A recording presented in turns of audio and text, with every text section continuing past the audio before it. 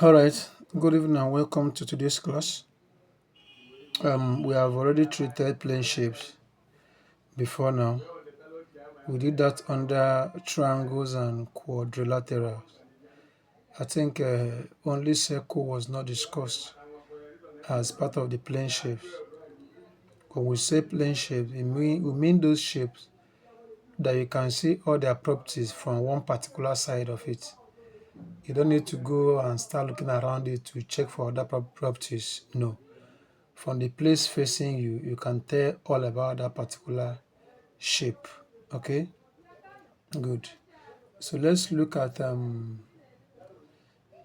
their areas and perimeters. Areas and perimeters of plane shapes.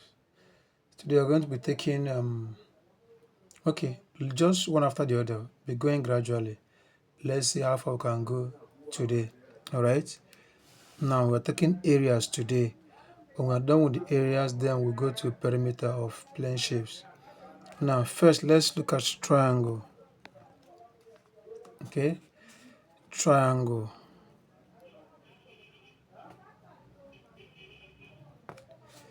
We know triangle, how the shape looks like. Let me just draw for emphasis sake. Okay, now formula of it. Formula of it. Area, which is A, is equal to half times base times height. Then we can simply say area is equal to half BH. Okay, now any side of this triangle can be the base, which is the B. If I choose here to be the base, all right, then from this point facing this base or angle here or vertex, I can trace a line downward.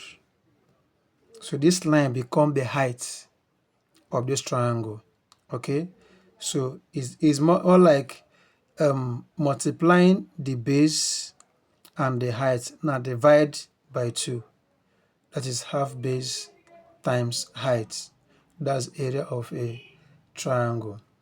Now this is only possible when the sides are not known. Okay.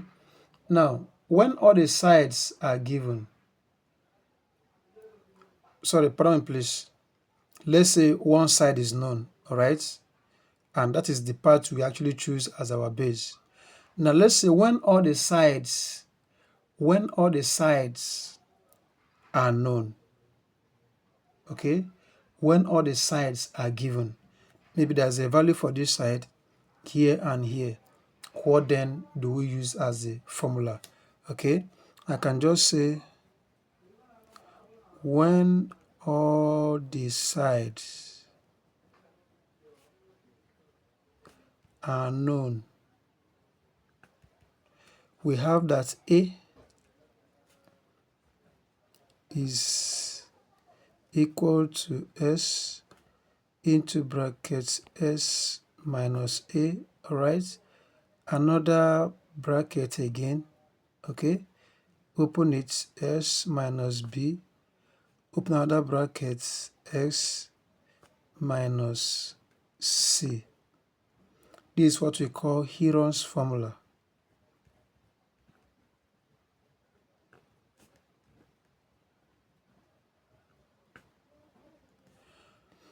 All right, so this S, what do they really mean? How do I really get the value of S? Remember, A, B, C are the sides of the triangle, but X we don't know. So X, where S is equal to the sum of all the sides divided by 2. The S is gotten by adding all the sides, then divide them by 2. That is how the S is being gotten. So from this place, having known the value of X, the sides are given. The sides are A, B, and C. Just substitute for each of those quantities, then get the value of A, which is the area. Let's continue. The second one is rectangle.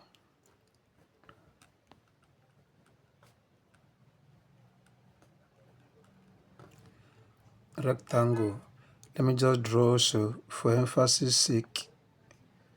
I know we have done all these things.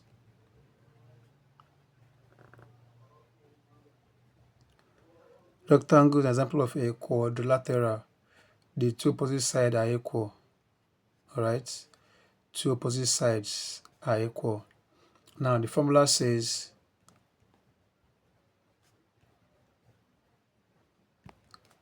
the area is equal to length times width.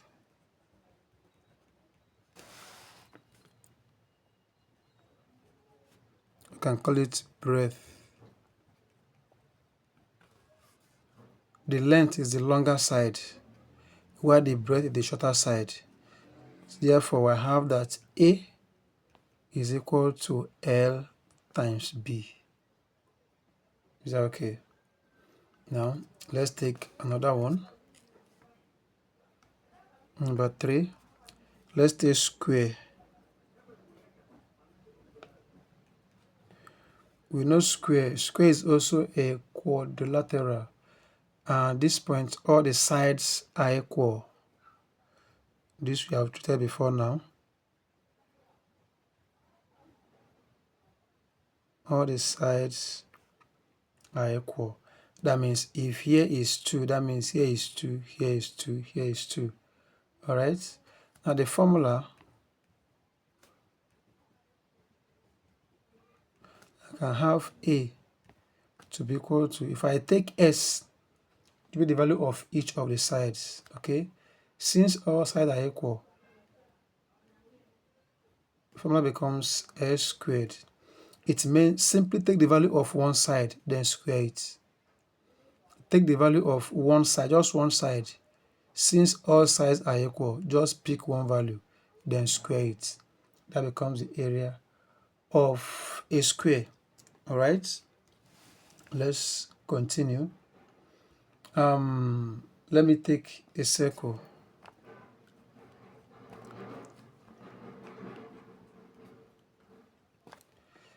A circle.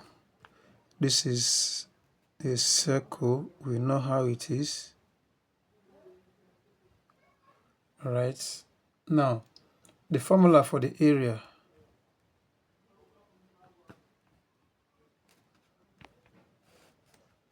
Area is equal to pi r squared. Pi is actually a constant. All right.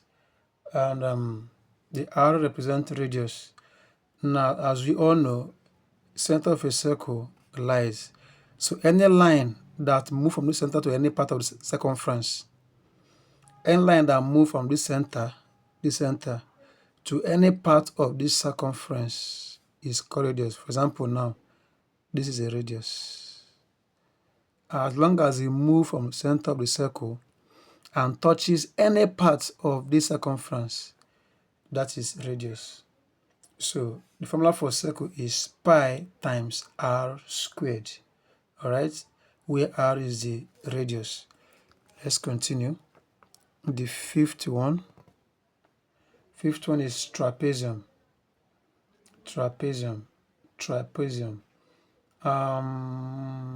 Okay, let me just write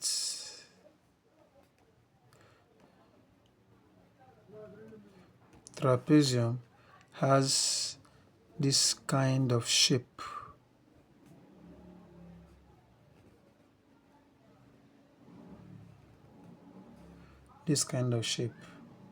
Okay, now from this very vertex, take a line down touching the base.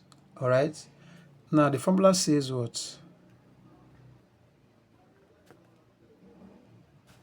The area, okay, is equal to, now listen, half times A. Okay, I think here is already congested. Let me just take it down. A, which is the area, is equal to half times bracket open A plus B times H. Half A plus B times H. All right, good. That becomes the formula for trapezium. Now, at this point, I want us to like stop for here. Sorry, for now. And we're going to take more in our next class. I want us to take them, as in to take this, what's it called, areas bit by bit, so that we don't actually get confused. So kindly go through these 5. They are just 5 in numbers. Thank God I have to repeat the what's it called, the shapes again by drawing them. Okay, so please kindly go through this lesson for today. All right, see you tomorrow. Bye.